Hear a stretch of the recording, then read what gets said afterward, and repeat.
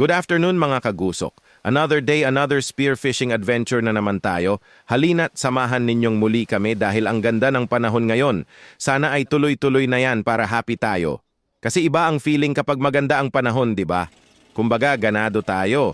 Kapag maulan naman, nakakatamad gumalaw. Parang gusto ko lang matulog lagi kapag maulan at malamig.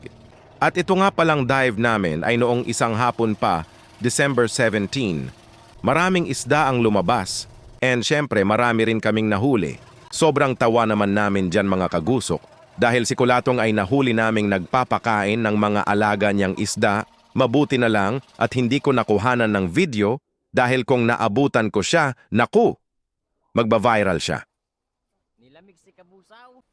Pagsapit naman ng gabi ay nagsikain na kami. Tapos lahat ng baon namin ay pinag-isa na namin para naman pagsaluhan namin. Kay chicken. Halo. Si Dongpulu. Dongpulu.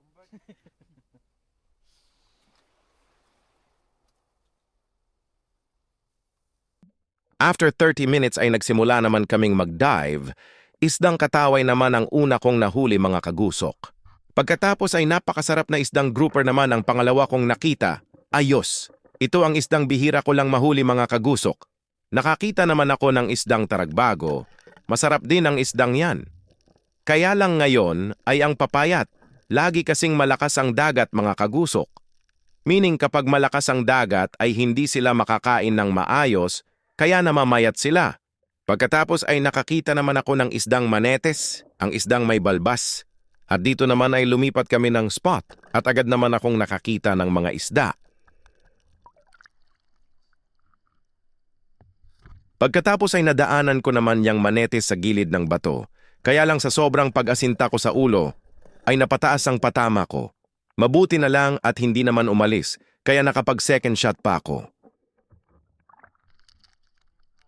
Nakakita naman ako ng malaking tabugok, kaya agad ko na yang sinisid. May balak na kasing pumasok sa butas. Pagkatapos ay nadaanan ko itong dalawang manetes sa buhanginan. Balak ko sanang sabay silang panain. Kaya lang pagpanako ay ni isa wala akong tinamaan. Nakakita naman ako ng isdang katambak at dahil marami na tayong nahuli ay mag-shoutout na muna tayo. Shoutout nga pala kay Clint Masing ng Inunangan Southern Leyte, Barangay Ingan Philippine Jr. at kay John Rico Alesa ng Timbaan San Andres.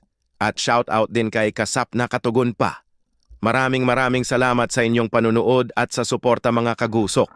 Nakakita naman ako ng isang bagulan o cuttlefish. Grabe, thank you Lord sa biyaya sa tagal ko nang naghahanap ng cuttlefish, sa wakas nakahuli rin. At dito na rin pala magtatapos ang ating video mga kagusok. Kaya naman kung nagustuhan mo ang videong ito ay huwag mo namang kalimutang mag-follow, like and share. Yun lamang po, maraming salamat. God bless.